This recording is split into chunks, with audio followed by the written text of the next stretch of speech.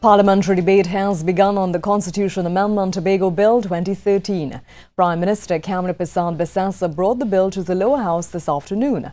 After outlining the provisions of the legislation, the PM responded to allegations that consultations were not conducted and that the timing is part of a political ploy.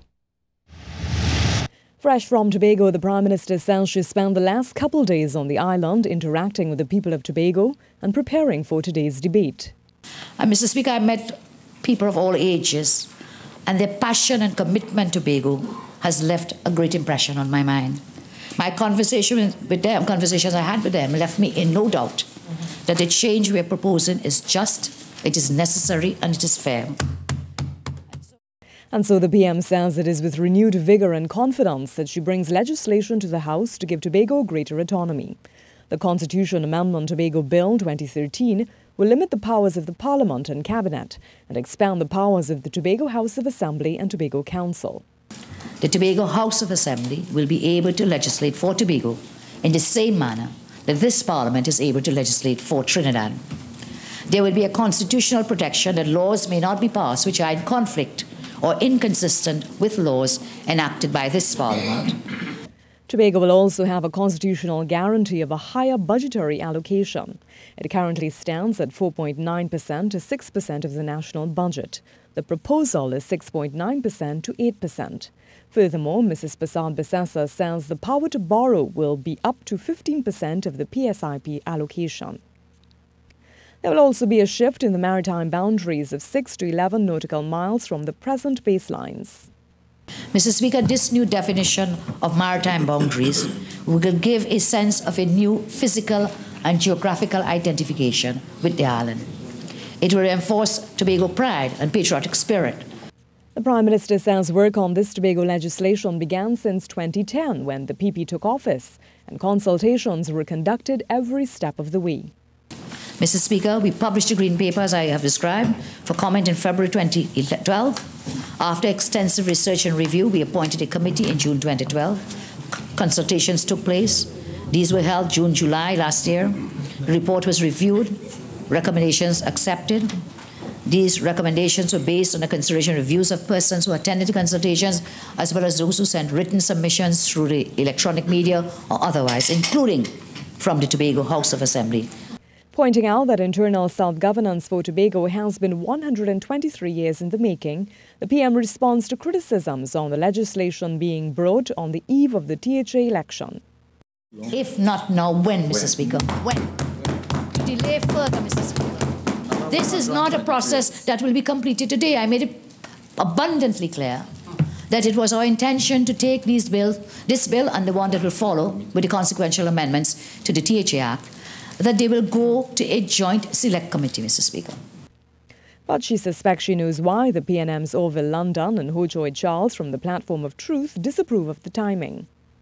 And so both these leaders who felt that they would become the next Chief Secretary in 1996 had no problems. Today, I believe, because they feel unfair, they will not have a chance at becoming Chief Secretary. They're singing a totally different song. The bill requires a three-quarter majority and therefore opposition support for its passage. So glad you can join us. Let's start off with cricket, which opens the attack, where the Trinidad and Tobago cricketers, well, they made it 4 in a row and remain on the top of the table in the Caribbean T20 tournament in St. Lucia. Well, as we hear from Ruskin Mark, the Bravo brothers, Dwayne and Darren, well, they toyed with the Windwards bowling before beating them into submission as TNT won by 8 wickets, easily wiping off the Windwards 125 for 6. The Windwards batted first and were in trouble from the off when Gabriel broke through and the dangerous Charles was gone. Devon Smith joined Andre Fletcher and they hurried the TNT bowling, taking singles interspersed with the occasional boundary. But with the score on 36, Fletcher fell to a good catch by Pollard, and a run later, Smith also fell to Badri for 19 at 37 for 3.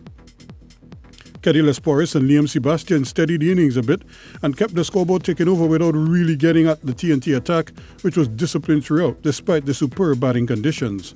This pair reached 66 before Sebastian fell for 20 via the run-out route. Lesporis soldiered on, but lost Maturin for 3 when Narayan fooled him and Ramdin did the rest. Skipper Darren Sammy joined Les Porres, and together they upped the scoring and took the score past the 100 mark and beyond. They reached 123 before being separated when an injured Les Porres was run out for a top score of 31. Sammy was left on 25 as they reached 125 for 6. Badri ended with 2 for 15 to be TNT's best bowler, while there was a wicket apiece for Narain and Gabriel. TNT lost openers Lendell Simmons and William Perkins inside the first 5 overs and slipped to 14 for 2, having to overcome a poor start once again. But Dwayne Bravo and younger brother Darren Bravo ensured there were no further hiccups. Both struck off centuries and featured in a bold and well-constructed century partnership, which was worth 112 runs off just 68 balls in the end and effectively took the game away from the Windwards. Dwayne was the more aggressive early on, while Darren played second fiddle, but he too had his moments when he took on the bowling and joined the festivities. In the end, Dwayne was 62 not out and earned the Man of the Match award, while Darren struck a boundary to end it all and reached 52 in the process, carrying on his fine form from the first leg in Trinidad. In the end, TNT won handsomely by 8 wickets with 22 balls to spare and are now short of a semi-final spot, but might have already qualified for the finals as well based on their superior net run rate, even if Jamaica ties them on points with a win and a TNT defeat in the final round of matches. Ruskin Mark, C Sports.